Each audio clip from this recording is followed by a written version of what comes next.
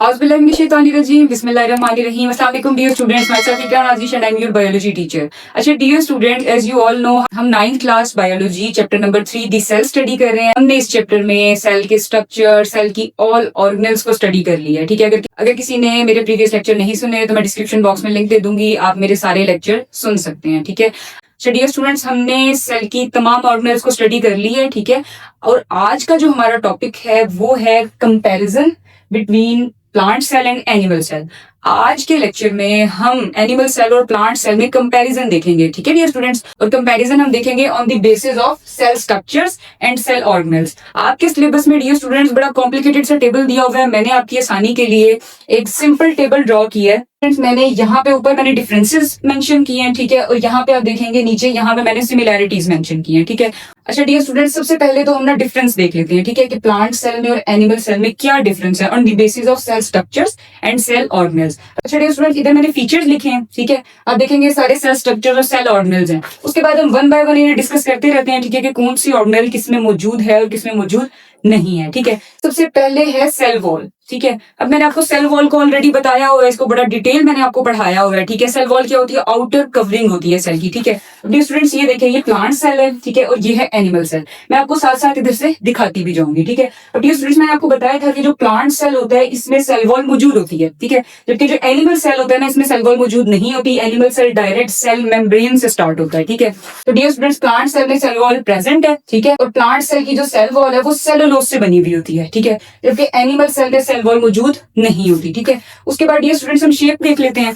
अब dear students, मैंने आपको स्टार्ट में ही बताया था कि जो प्लांट सेल होता है इसकी फिक्स्ड शेप होती है. और वो फिक्स्ड शेप क्यों होती है? टारगेट प्रेशर की वजह से. टारगेट प्रेशर को भी मैं अपने लास्ट लेक्चर में डिटेल आपको बता चुकी हूँ. ठीक है डियर स्टूडेंट्स, तो प्लांट सेल की एक फिक्स्ड और रेगुलर शेप होती है, जबकि जो एनिमल सेल है ना, इसकी कोई शेप नहीं होती है, इररेगुलर होता है, इसकी शेप फिक्स्ड नहीं होती. ठीक है डियर स्टूडेंट्स, मैंने यहाँ पे लिखा हुआ है कि प्लांट सेल की फिक्स शेप होती है और एनिमल सेल की इरेगुलर शेप होती है. उसके बाद वैक्यूल आ जाता है. ठीक है, अब हम वैक्यूल को देख लेते हैं. ये स्टूडेंट्स, ये प्लांट सेल है, इसमें ये जो ब्लू कलर का बना हुआ है, ठीक है, ये वैक्यूल है. ठीक है, और ये है एनिमल सेल. इसमें आप ये देखेंगे ये जो ग्रीन ग्रीन है छोटे छोटे से, ये हो गया ये, इसके अलावा ये वैक्यूल्स हैं. ठीक है, तो स्टूडेंट्स आपने डिफरेंस देखा, वैक्यूल मौजूद तो दोनों में है. ठीक है, लेकिन प्लांट सेल में एक वैक्यूल मौजूद है. ठीक है, और वो सेंटर में मौजूद होता है. ठीक है डियर स्टूडेंट्स, और लार्ज होता है साइज में. ठीक है, जबकि एनिमल सेल में काफी सारे वैक्यूल मौजूद होते हैं और इनका साइज भी स्मॉल होता है. और डियर स्टूडेंट्स, जो प्लांट सेल के वैक्यूल होते हैं ये टेम्परेरी होते हैं. ठीक है, तो पूरी आपको ये क्लियर हो गया होगा कि प्लांट सेल में एक वैक्यूल मौजूद होता है जिसका साइज लार्ज होता है, वो सेंटर में मौजूद होता है,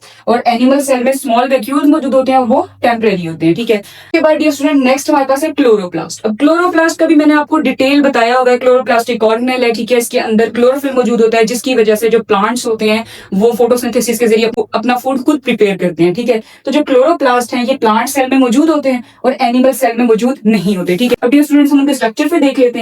ये जो ग्रीन कलर के हैं डियर स्टूडेंट्स, ये दीज आर दी क्लोरोप्लास्ट. ठीक है, अब आप देखेंगे ये प्लांट सेल में तो मौजूद है लेकिन एनिमल सेल में ये मौजूद नहीं होते, क्योंकि एनिमल सेल ने तो फूड ही नहीं प्रिपेयर करना ना. ठीक है, जो प्लांट सेल है सिर्फ वही अपना फूड खुद प्रिपेयर करते हैं ना. ठीक है डियर स्टूडेंट्स, उसके बाद नेक्स्ट है प्लास्टिड्स. प्लास्टिड्स को भी मैं आपको डिटेल स्टडी करवा चुकी हूँ. प्लास्टिड की 3 टाइप्स होती हैं, क्लोरोप्लास्ट, क्रोमोप्लास्ट और ल्यूकोप्लास्ट. ठीक है डियर स्टूडेंट्स, अब ये जो प्लास्टिड हैं ये प्लांट सेल में तो मौजूद हैं. ठीक है, लेकिन एनिमल सेल में ये मौजूद नहीं होते, एनिमल सेल में ये एब्सेंट होते हैं. उसके बाद नेक्स्ट है सेंट्रियोल्स. सेंट्रियोल्स भी मैं लास्ट लेक्चर में आपको बता चुकी हूँ. सेंट्रियोल्स का सेल डिवीजन में अपना रोल परफॉर्म करते हैं. ठीक है, बड़ा डिटेल में आपको ये बता चुकी हूँ. अब ये जो सेंट्रियोल्स हैं डियर स्टूडेंट्स, ये प्लांट सेल में नहीं होते. ठीक है, जबकि ये एनिमल सेल में मौजूद होते हैं. अब हम इधर देख लेते हैं स्टूडेंट्स, ये जो ब्लू ब्लू कलर के ना, दीज आर दी माइक्रोट्यूब्यूल्स. ठीक है, और मैंने आपको बताया था कि सेंट्रियोल्स जो हैं वो ट्रिपलेट ऑफ 9 माइक्रोट्यूब्यूल से मिलकर बनते हैं. ठीक है, तो जो सेंट्रियोल्स हैं वो एज पर नीड इसके अंदर मौजूद होते हैं सेल में. ठीक है, अब आप ये देखेंगे कि एनिमल सेल में ये मौजूद है लेकिन प्लांट सेल में सेंट्रियोल्स मौजूद नहीं है. ठीक है, उसके बाद आ जाता है मोड ऑफ न्यूट्रिशन. ठीक है, कि अपनी खुराक किस तरह से हासिल करते हैं.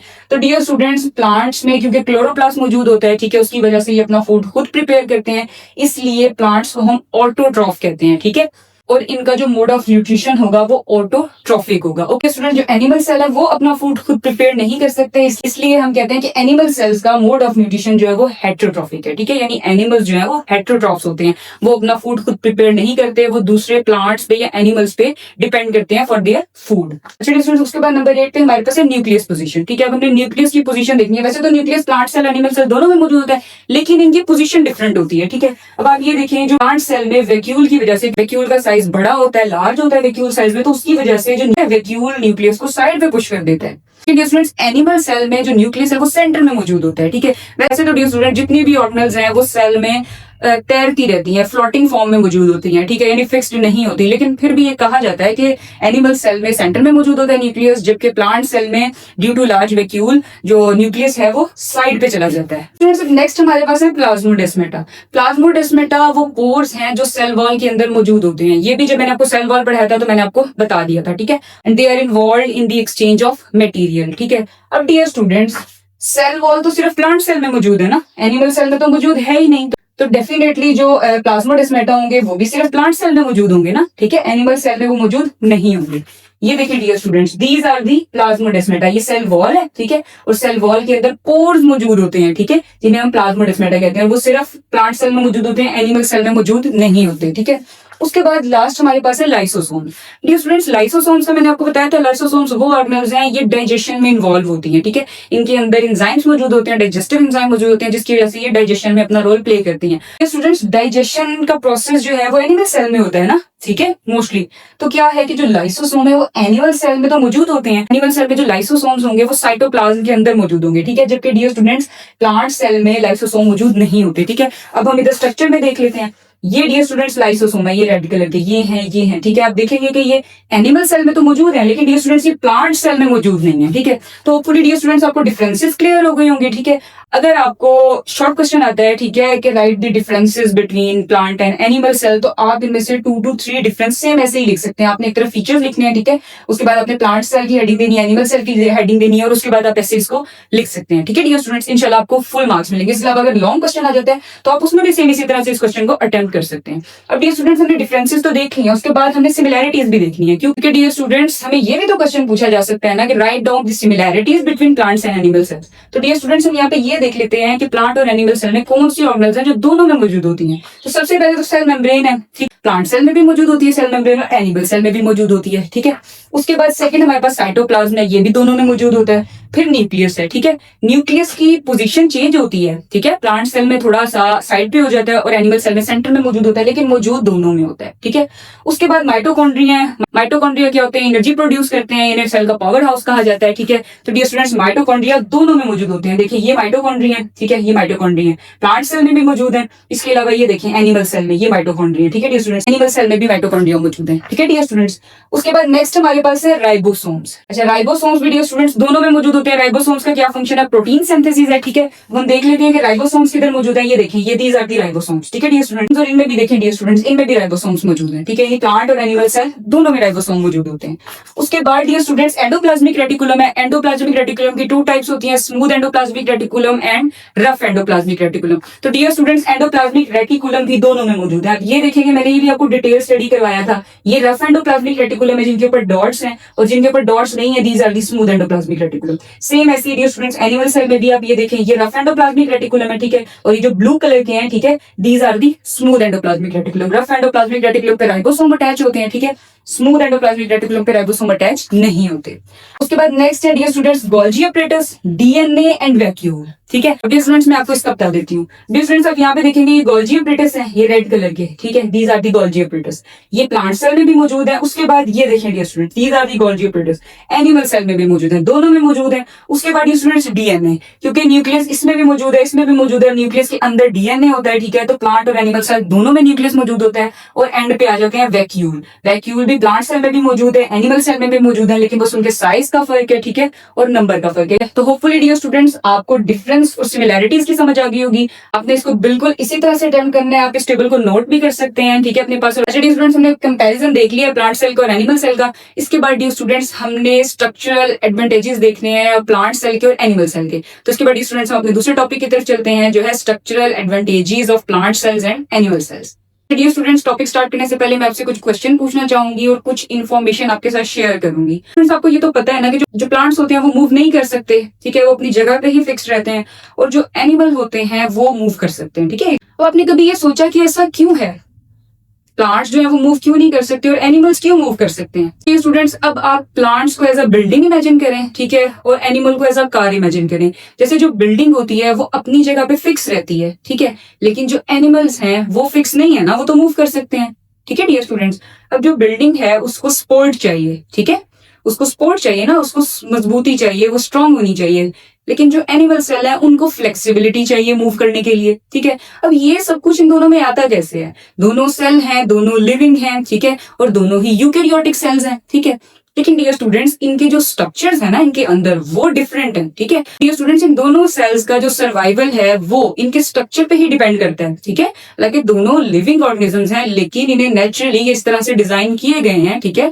अल्लाह ताला ने इन्हें ऐसे डिजाइन किया है, इनके अंदर ऐसे स्ट्रक्चर मौजूद हैं जो इन दोनों के अंदर जो डिफरेंट है और ये डिफरेंट रोल प्ले करते हैं, ठीक है। ये स्टूडेंट्स ये सब कुछ मैंने आपको इसलिए बताया है क्योंकि अब हमने प्लांट सेल के और एनिमल सेल के दोनों सेल्स के जितने भी स्ट्रक्चर्स इनके अंदर मौजूद है हमने उनके एडवांटेजेस देखने हैं, ठीक है दोनों सेम, दोनों ही लिविंग सेल्स हैं, दोनों ही यूकेरियोटिक हैं, ठीक है, लेकिन इनमें डिफरेंस है, ठीक है। उन डिफरेंसेस की बेस पे हमने उनके स्ट्रक्चर्स को स्टडी करना है और उनके फिर हम एडवांटेजेस देखेंगे, ठीक है। स्टूडेंट्स सबसे पहले हम प्लांट सेल के स्ट्रक्चर्स के एडवांटेजेस देख लेते हैं, ठीक है। अच्छा फ्रेंड्स, मैंने आपको बताया था कि जो प्लांट्स है ना वो एक ही जगह पे खड़े रहते हैं, ऐसे या वो मूव नहीं कर सकते, ठीक है, लेकिन उन्हें फूड की भी जरूरत है, उन्हें स्टोरेज की भी जरूरत है, उन्हें सपोर्ट भी चाहिए, ठीक है। तो डियर स्टूडेंट्स ये सब कुछ उन्हें उनके स्ट्रक्चर से मिलता है, ठीक है। अच्छा डियर स्टूडेंट्स सबसे पहले हम देख लेंगे सेल वॉल। प्लांट सेल की जो सेल वॉल होती है ना वो सेलुलोज की बनी होती है और वो रिजिड होती है, ठीक है, यानी हार्ड होती है, ठीक है डियर स्टूडेंट्स। अब वो हार्ड इसलिए होती है क्योंकि प्लांट सेल ने मूव तो करना नहीं होता, ठीक है, एक ही जगह पे स्ट्रेट रहना होता है, तो प्लांट सेल को डियर स्टूडेंट्स सपोर्ट की और प्रोटेक्शन की जरूरत होती है, ठीक है। तो डियर स्टूडेंट इसीलिए इनके अंदर सेल वॉल मौजूद भी होती है और वो रिजिड भी होती है, ठीक है। वो सेल वॉल की रिजिडिटी की वजह से जो प्लांट सेल है उसको सपोर्ट और प्रोटेक्शन मिलती है, ठीक है। होपफुली स्टूडेंट्स आपको ये फर्स्ट पॉइंट क्लियर हो गया होगा, ठीक है। उसके बाद हम नेक्स्ट चलते हैं क्लोरोप्लास्ट। अब डियर स्टूडेंट्स जो प्लांट्स हैं वो एक ही जगह पे खड़े हुए हैं, वो कहीं और तो जा नहीं सकते अपना फूड हासिल करने के लिए, ठीक है। तो डियर स्टूडेंट्स इसलिए प्लांट सेल में क्लोरोप्लास्ट मौजूद होते हैं। क्लोरोप्लास्ट के अंदर क्लोरोफिल मौजूद होता है और क्लोरोफिल की वजह से जो प्लांट्स हैं वो क्या करते हैं, वो सनलाइट कैप्चर करते हैं, उसको फिर केमिकल एनर्जी में कन्वर्ट करते हैं, ठीक है, लाइट एनर्जी को केमिकल एनर्जी में कन्वर्ट करते हैं और अपना फूड खुद प्रिपेयर करते हैं, ठीक है। और इस सारे प्रोसेस को फोटोसिंथेसिस कहा जाता है, ठीक है। तो डियर स्टूडेंट्स आपने देखा कि किस तरह से जो क्लोरोप्लास्ट हैं वो प्लांट्स को फूड मेकिंग में हेल्प प्रोवाइड कर रहे हैं, ठीक है, उसको सपोर्ट कर रहे हैं, ठीक है। तो स्टूडेंट्स आपको सेकंड पॉइंट क्लियर हो गया होगा। उसके बाद थर्ड हमारे पास है वैक्यूल्स, ठीक है। अब डियर स्टूडेंट्स सपोर्ट भी मिल गई है, फूड भी प्रिपेयर हो गया, ठीक है, लेकिन उस फूड ने स्टोर भी होना है, ठीक है, और वेस्ट मटेरियल ने रिमूव भी होना है, ठीक है। तो उस पर्पस के लिए प्लांट्स के अंदर एक लार्ज वैक्यूल मौजूद होता है, ठीक है। ये देखिएगा ये प्लांट सेल है, इसके अंदर ये जो ब्लू कलर का है this is the large vacuole. Students जब मैंने आपको वैक्यूल पढ़ाया था ना मैंने आपको डिटेल में बता दिया था कि वैक्यूल का क्या फंक्शन होता है, ठीक है। मैं आपको अगेन बता देती हूँ। जब डियर स्टूडेंट्स ऑस्मोसिस के जरिए वाटर सेल के अंदर आता है तो जो वैक्यूल होता है, वैक्यूल का बेसिकली काम क्या होता है, वाटर को, फूड पार्टिकल्स को या वेस्ट मटेरियल को अंदर स्टोर करना, ठीक है। तो डियर स्टूडेंट जो वैक्यूल होता है वो वाटर को कलेक्ट कर लेता है, ठीक है, और जितने वाटर की जरूरत होती है, जितनी रिक्वायरमेंट होती है उतने वाटर को ये स्टोर कर लेता है और जो एक्सेस वाटर होता है, एक्स्ट्रा वाटर होता है उसे पंप आउट कर देता है, ठीक है। अब स्टूडेंट जब वाटर इसके अंदर आता है तो क्या होता है कि जो वैक्यूल होता है वो स्वेल होना शुरू हो जाता है, यानी फूलना शुरू हो जाता है, ठीक है। जब ये स्वेल होता है तो ये साइटोप्लाज्म पे और सेल वॉल पे प्रेशर डालता है, ठीक है। जब ये प्रेशर डालेगा तो क्या होगा कि जो सेल होगा वो टर्जिड हो जाएगा, ठीक है, यानी फिर्म हो जाएगा, मजबूत हो जाएगा, कह लेंगे स्ट्रांग हो जाएगा, और इस प्रेशर को टर्गर प्रेशर कहते हैं, ठीक है। और डियर स्टूडेंट्स इस टर्गर प्रेशर की वजह से, इस प्रेशर की वजह से जो सेल है वो एक शेप में आ जाता है, एक फिक्स्ड शेप में आ जाता है, यानी सेल अपनी शेप मेंटेन रखता है, ठीक है। ये स्टूडेंट्स आपने देखा कि किस तरह से वैक्यूल टर्गर प्रेशर क्रिएट करता है और उसकी वजह से सेल एक शेप में आ जाता है, ठीक है। इसके अलावा डियर स्टूडेंट्स ये सेल को बर्स्ट होने से भी बचाता है वैक्यूल, ठीक है, सेल को प्रोटेक्ट भी करता है, जो एक्सेस वाटर होता है उसको फौरी रिमूव कर देता है और जितनी रिक्वायरमेंट होती है उसे स्टोर कर लेता है, ठीक है। तो डियर स्टूडेंट्स यहाँ पे भी मैंने सेम पॉइंट लिखे हैं कि जो लार्ज वैक्यूल है वो टर्गर प्रेशर क्रिएट करता है, उसकी वजह से वो सेल की शेप को मेंटेन करता है, ठीक है, और स्टोरेज में अपना रोल प्ले करता है, फूड को भी स्टोर करेगा, न्यूट्रिएंट्स को भी स्टोर करेगा, वाटर को भी स्टोर करेगा, इसके अलावा वेस्ट मटेरियल को भी स्टोर करेगा, ठीक है। उसके बाद डियर स्टूडेंट्स लास्ट हमारे पास है प्लाज्मोडेस्माटा। अब डियर स्टूडेंट्स ये जो सेल वॉल होती है, ठीक है, यहाँ पे आप देखें ये एक सेल है, ठीक है, प्लांट सेल, प्लांट के ये बाहर सेल वॉल है, सेल वॉल के अंदर कुछ पोर्स मौजूद होते हैं, कुछ चैनल्स होते हैं, ठीक है, उनको हम प्लाज्मोडेस्माटा कहते हैं, ठीक है। अब डियर स्टूडेंट्स ये एक सेल है, ये दूसरा सेल है, इन दोनों के बाहर सेल वॉल है और दोनों के अंदर यहाँ पे भी फॉर एग्जाम्पल प्लाज्मोडेस्माटा मौजूद है, सेल वॉल के अंदर पोर्स हैं, इसके अंदर भी प्लाज्मोडेस्माटा मौजूद है, ठीक है। तो वो पोर्स क्या करेंगे, इन दोनों सेल्स के अंदर एक कम्युनिकेशन का काम करेंगे, ठीक है, यानी इन दोनों सेल्स में से मटेरियल एक्सचेंज हो सकेगा थ्रू दोज प्लाज्मोडेस्माटा, ठीक है। तो आपको पता चला डियर स्टूडेंट्स के जो प्लाज्मोडेस्माटा होते हैं, वो चैनल्स होते हैं, पोर्स होते हैं जो सेल वॉल में मौजूद होते हैं, उनका क्या काम होता है, सेल टू सेल कम्युनिकेशन का रोल प्ले करते हैं। ठीक है, तो होपफुली डियर स्टूडेंट्स आपको प्लांट सेल का क्लियर हो गया होगा। ठीक है, कि प्लांट सेल के जो स्ट्रक्चर्स होते हैं वो किस तरह से डिजाइन किए गए हैं, उनको क्या फंक्शन है और किस वजह से प्लांट सेल एक जगह पे मौजूद रहता है, वो मूव नहीं करता, उनके अंदर क्लोरोप्लास्ट क्यों मौजूद होते हैं, उनके अंदर लार्ज वैक्यूल क्यों मौजूद होता है। ठीक है, उनकी रिक्वायरमेंट के अकॉर्डिंग, उनकी सर्वाइवल के अकॉर्डिंग प्लांट सेल को इस लिहाज से डिजाइन किया गया। ठीक है स्टूडेंट्स, तो नेक्स्ट हमारे पास है एनिमल सेल स्ट्रक्चर्स एडवांटेजेस। ठीक है, ये स्टूडेंट्स जो एनिमल सेल्स होते हैं वो एक जगह से दूसरी जगह मूव भी कर सकते हैं। ठीक है, वो एक जगह पे फिक्स नहीं होते। ठीक है, तो इस सब के लिए डियर स्टूडेंट्स एनिमल सेल्स को फ्लेक्सिबिलिटी चाहिए, मूवमेंट चाहिए, कंट्रोल चाहिए। ठीक है, स्टूडेंट्स प्लांट सेल और एनिमल सेल क्योंकि डिफरेंट होते हैं, ठीक है, तो इसलिए एनिमल सेल के जो स्ट्रक्चर्स होते हैं वो भी डिफरेंट होते हैं। ठीक है, तो वन बाय वन हम उन्हें डिस्कस कर लेते हैं। सबसे पहले सेंट्रियोल है।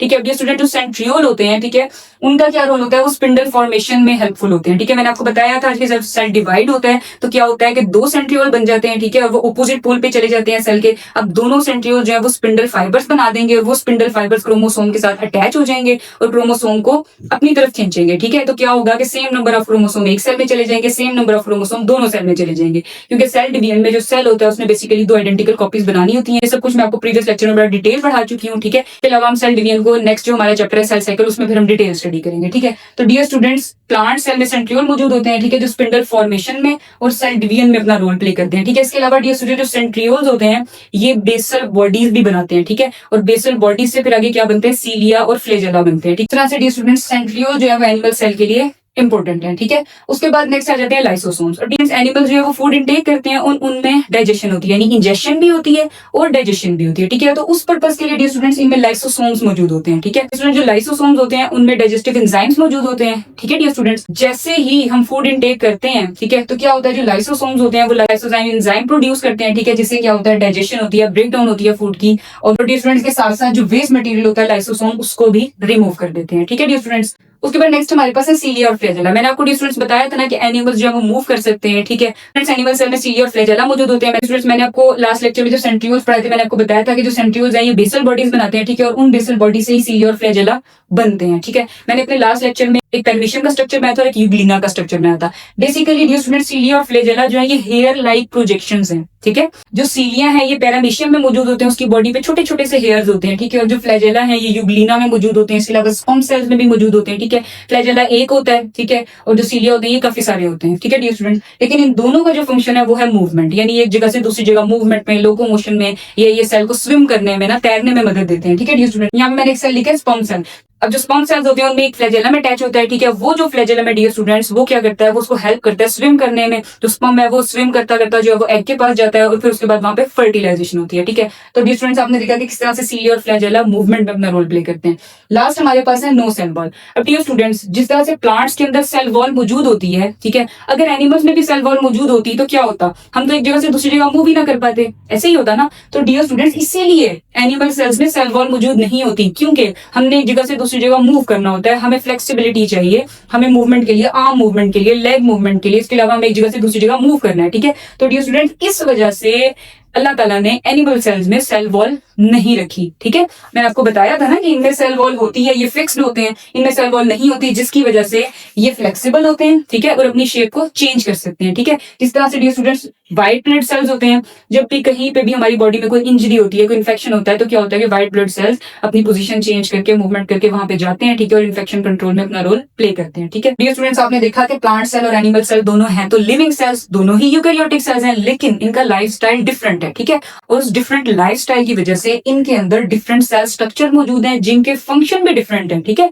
और ये सेल स्ट्रक्चर अपने फंक्शंस की वजह से दोनों सेल्स के सर्वाइवल में अपना अपना रोल प्ले करते हैं। तो डियर स्टूडेंट्स होपफुली आपको structural advantages of plant and animal cell दोनों क्लियर हो गए होंगे। ठीक है, तो डियर स्टूडेंट्स आज के लेक्चर में पहले हमने कंपैरिजन देखा प्लांट और एनिमल सेल का, और उसके बाद हमने स्ट्रक्चरल एडवांटेजेस देखा। इनमें से डियर स्टूडेंट्स बहुत इंपॉर्टेंट एमसीक्यूज भी आते हैं, शॉर्ट क्वेश्चन भी आते हैं, और इसके अलावा लॉन्ग क्वेश्चन भी आ जाते हैं। ठीक है, आपने इनको बिल्कुल ऐसे ही अटेम्प्ट करना है, ये नोट करना है जैसे मैंने व्हाइट बोर्ड पे लिखा है। तो डियर स्टूडेंट्स मेरे ऐसे ही इंटरेस्टिंग और इन्फॉर्मेटिव लेक्चर्स के लिए मेरे चैनल को लाइक करें, फॉलो करें, सब्सक्राइब करें and stay tuned with us. Thank you so much. Allah Hafiz.